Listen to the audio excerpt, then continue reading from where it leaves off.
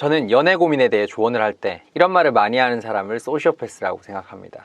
그런 사람을 왜 만나? 헤어져. 아니, 헤어지면 다 되는 걸 그 사람이 몰라서 고민하는 걸까요? 애초에 그 문제를 안고서라도 만나고 싶을 만큼 그 사람의 좋은 점이 확실히 있으니까 계속 만나려고 고민을 하는 겁니다. 예를 들어 연락 문제에 대해서 내 남자친구는 다 좋은데 연락이 잘 안 돼 라는 얘기를 하면 제3자의 눈에는 마치 그 사람이 여자친구에게 집중하지 않거나 성의가 없는 나쁜 놈으로만 보이게 되는 거죠. 근데 평소에 나한테 잘해주고 대화 코드도 잘 맞고 잘생기기까지 한데 딱 내가 원하는 만큼 연락이 되지는 않는다면 당연히 그냥 이해하고 만나는 게 베스트예요. 그런 의미에서 한창 핫했던 깻잎 논쟁도 솔직히 대체 왜 그걸 논쟁까지 해야 하는 건지 이해가 안 갑니다.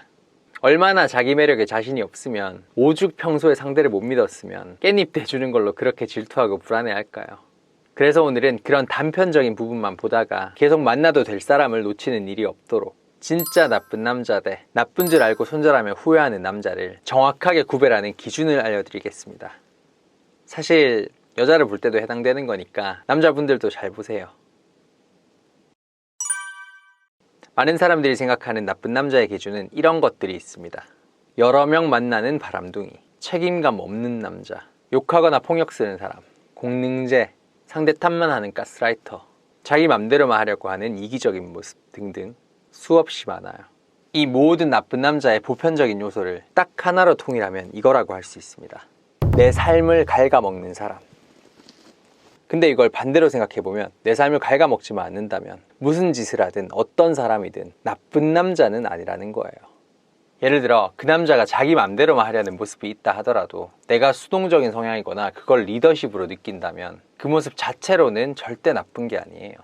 근데 상대가 내 의견을 경청하는 걸 중요하게 생각하고 그런 행동이 나를 휘두르려는 걸로 느껴져서 종종 빡이 친다면 그는 이기적인 나쁜 남자인 겁니다.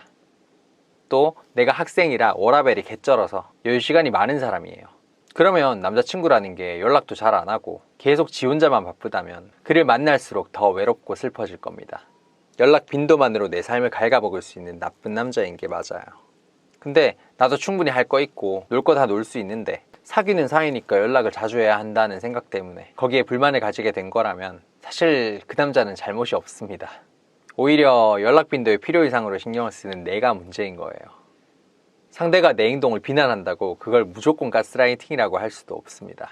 가스라이팅은 오로지 자기가 편하자고 자기 마음대로 날 다루려는 목적으로 맹목적인 비난을 하는 거라 할 수 있죠. 보통 나한텐 그게 좋은 방향인데 자기가 보기엔 거슬린다고 지나치게 도덕적인 신념을 강요한다거나 전후 사정에 상관없이 무조건 자기가 마음의 상처를 받았다고 나를 나쁘게 몰아가는 게 있을 겁니다. 이러면 가스라이팅하는 지대로 나쁜 사람이에요.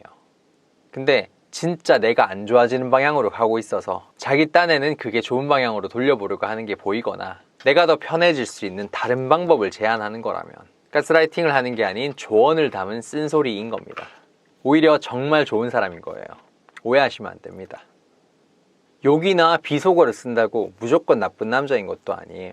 그 욕설이 나를 향하는 거라면 굳이 하지 않아도 되는 상처를 입히는 거니까 나쁜 남자인 거 맞습니다. 하지만 힘든 감정이나 괴로움을 주체 못해서 혼자서 시발시발거리는 걸로 표출하는 거거나 남자들끼리 장난친다고 이 새끼 저 새끼 거리는 거라면 그 누구도 피해를 받는 게 아니니 나쁜 남자가 아닌 그냥 평범한 사람인 거예요. 물론 폭력을 쓰는 사람이라면 결국 나한테 직접적인 상해를 입히는 거니까 99% 나쁜 남자 맞습니다. SM이 취향인 사람이라면 예외가 될 수도 있겠지만 만나서나 연락할 때 자주 싸우게 되는 사람은 일반적으로 그게 원형 탈모가 올 정도의 스트레스가 되기 때문에 나쁜 남자입니다. 머머리 되기 전에 빨리 손절해야 돼요. 하지만 내가 성깔이 좀 있고 그걸 어딘가에는 폭발을 좀 시켜줘야 되는 성격이라면 헤어지지 않고 금방 푸는 스타일이라는 전제하에 의외로 그 남자가 좋은 사람이 될 수도 있어요. 다른 사람들이 볼 땐 그게 이상해 보이겠지만 내 입장에선 적절하게 감정을 배출시켜주는 역할을 하는 거니까요. 만나는 남자마다 계속 싸우고 헤어지던 여자가 어느 날 한 명에게 잘 정착하는 경우가 딱 여기에 해당된다고 보시면 됩니다. 좋은 사람을 만나서 이제는 안 싸우는 게 아니라 똑같이 싸우기는 하는데 오히려 스트레스가 풀리는 거죠. 반대로 서로 활발하게 소통하는 걸 좋아하는 남자는 보통 나쁜 남자로 통하지는 않습니다. 근데 그런 소통의 양이 내 삶을 갉아먹을 정도라면 나에게 독이 될 수도 있기 때문에 나쁜 사람이에요.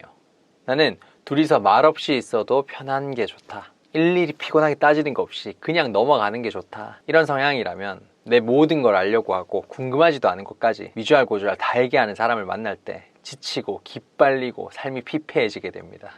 아무리 사랑하는 사이에는 대화가 제일 중요해 라고 해도 내 입장에서 그건 소통을 하는 게 아니라 일방적으로 그 사람의 수다붓는 걸 받아줘야 하는 거니까 손절하는 게 맞아요. 마지막으로 좀 더 극단적인 경우를 들어보자면 여러 여자를 어장관리하고 바람을 피는 남자의 케이스입니다. 만약 그 남자가 나만 바라보는 척, 순수한 척, 다른 남자들 실컷 욕하고 자긴 다른 척 하면서 이미지를 속이고 다가온 거라면 빼박 나쁜 남자 맞죠? 그 사실이 뒤늦게 탄로났을 때 엄청난 충격을 받고 트라우마까지 남아서 삶에 부정적인 영향을 왕창 받게 되니까요. 하지만 누가 봐도 날티나고 자유롭게 놀러다니는 티 팍팍 내는 사람인데 단지 내가 그 사람한테 빠졌다는 이유만으로 순애보를 바랬던 거라면 솔직히 그 사람이 나쁜 건 아닙니다. 그 사람은 그냥 본인의 모습에 솔직했던 것 뿐이에요. 단지 내 쪽에서 허황된 바람을 품고 스스로를 갉아먹는 선택을 한 겁니다. 정 그 사람이 그렇게 마음에 든다면 차라리 진지한 연애는 바라지 말고 서로 즐기는 사이로만 지내는 게 맞아요.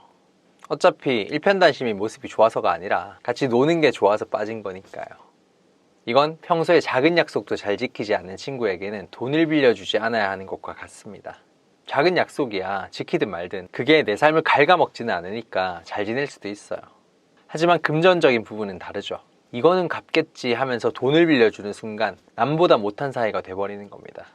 바람둥이를 만나는 것도 마찬가지. 가볍게 만나면 재밌는 놈, 진지하게 만나면 나쁜 놈. 전적으로 본인 선택에 달려 있습니다.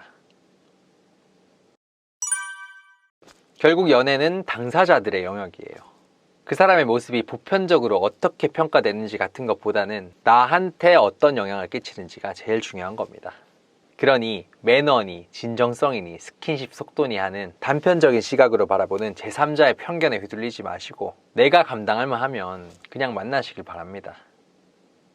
위험한 늑대남보다 나를 갉아먹는 쥐 같은 사람이 더 위험하다는 걸 알게 되셨다면 구독과 좋아요 부탁드리고요. 저는 연애를 밝힌 남자 박호였습니다.